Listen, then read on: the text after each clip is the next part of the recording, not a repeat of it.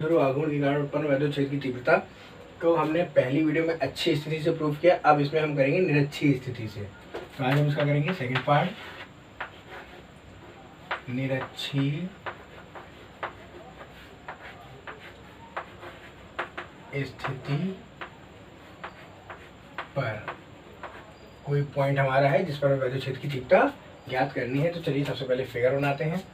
तो मान लीजिए हमारा ये कोई द्विध्रुव आघूर्ण है, ठीक है, द्विध्रुव आघूर्ण है, इसका हम नाम दे देते हैं ए और बी। इसके बीच की दूरी हमारी द्विध्रुव आघूर्ण है तो 2l होती है, जैसा कि आप लोग पता है। इसका मध्य बिंदु हमारा O है, इसके मध्य बिंदु से r दूरी पर हमारा कोई पॉइंट P है जिस पर हमें वैद्युत क्षेत्र की क्या ज्ञात करनी है बेटा, तीव्रता ज्ञात करनी है। वो भी हमारी कैसी स्थिति में रखा है, निरक्षीय स्थिति में रखा है, ठीक है। ये दूरी हमारी कितनी है, r मानी हम लोगों ने, ठीक है। चलिए इसको थोड़ा सा आगे बढ़ा देते हैं इस तरीके से। ये हमारा हो जाता है E1, ये हमारा नीचे आया, ये हमारा हो जाता है E2, ये आपका इसका परिणामी हो जाएगा, इसे हम लोग दे देते हैं E से। अब देखिए इसी फिगर को हम दूसरे शब्दों में बयां करते हैं। ये हमारा थीटा एंगल होगा, ये भी हमारा थीटा एंगल होगा। तो चलिए इसका दूसरा फिगर और बनाते हैं हम लोग। चलिए दूसरा फिगर हमारा कुछ ऐसा बनेगा। ये हमारा परिणामी हो गया।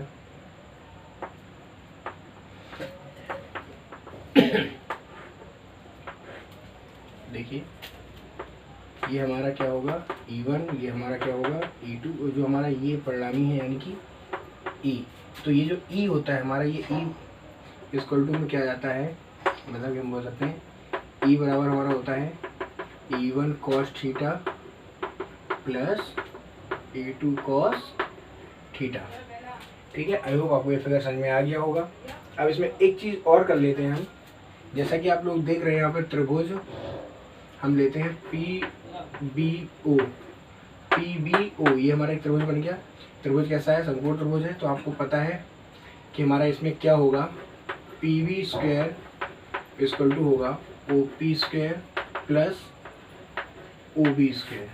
तो हमारा PB यहाँ से हट जाएगा तो अंडर रूट के अंदर क्या हो जाएगा, OP square plus OB square. Finally अगर बात की जाए तो अंडर रूट OP हमारा कितना है, R का स्क्वायर।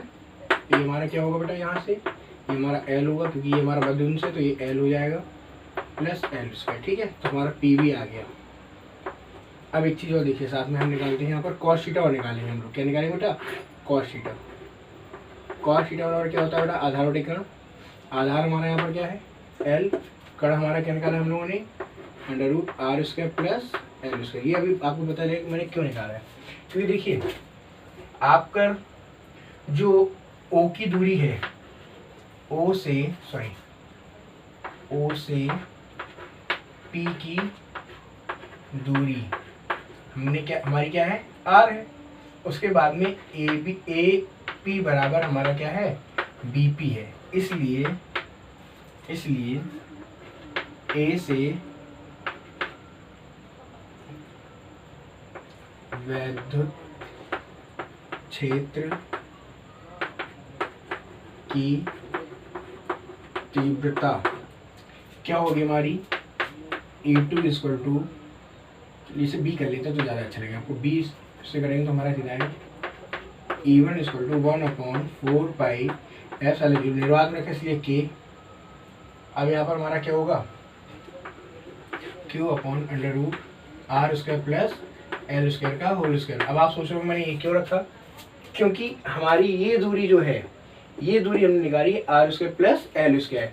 पिछली बार हमने आपको बताया था, ये जैसे अगर यहाँ पर था तो यहाँ से दूरी R थी, तो आपने देखा था कि हमने R प्लस L लिया था। किसे लिया था हमने, R प्लस L, ठीक है। इसी तरीके से हम निकालेंगे A से वैद्युत क्षेत्र की तीव्रता क्या हो जाएगी हमारी, A2 equal to 1/4 pi F0 K Q upon under root R square plus L square का होल स्क्वायर। चलिए ये हो गया। और अब देखिए, अब साथ में हम यहाँ पर एक चीज़ देख पा रहे हैं, E1 बराबर E2 है हमारा, लेकिन हमें निकालना क्या है, परिणामी निकालना है। क्या निकालना है? परिणामी। तो चलिए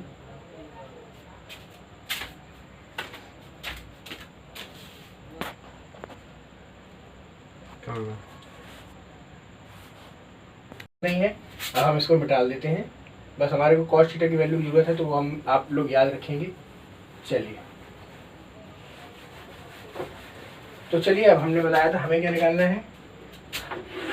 हमें निकालना है परिणामी ई बराबर क्या है? E1 cos theta plus E2 cos theta. हमने E1 प्लस E2 ले लिया कॉमन, हो गया इससे हमारा cos थीटा की वैल्यू बाहर आ गई। जैसा कि हम लोग जानते हैं ये दोनों हमारे बराबर है, तो यहाँ पर हम क्या कह सकते हैं? 2E1 cos की वैल्यू हम लोगों ने अभी निकाली थी L अपॉन अंडर रूट का R square plus L square. E1 की वैल्यू हम लोगों को पता है 2 इंटू 1 अपॉन 4 पाई एप्सिलॉन 0 के Q upon R square plus L square into L upon R square plus L square. देखिए यहाँ पर मैंने स्क्वायर था तो इसका अंडर रूट हट गया, ये मैंने यहाँ पर हटाया हुआ है। तो अब आप लोग ध्यान देंगे, मैंने यहाँ पर क्या बच रहा है?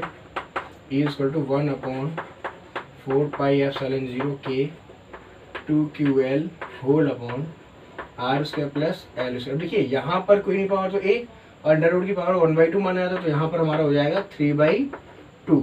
अब देखिए 3/2 हो गया, तो हम यहाँ पर एक चीज़ और आपको बताना चाहेंगे, L is very smaller than R। L का मान जो है R की तुलना में बहुत छोटा है, इसलिए L स्क्वायर को हम लोग क्या कर लेंगे? छोड़ देंगे।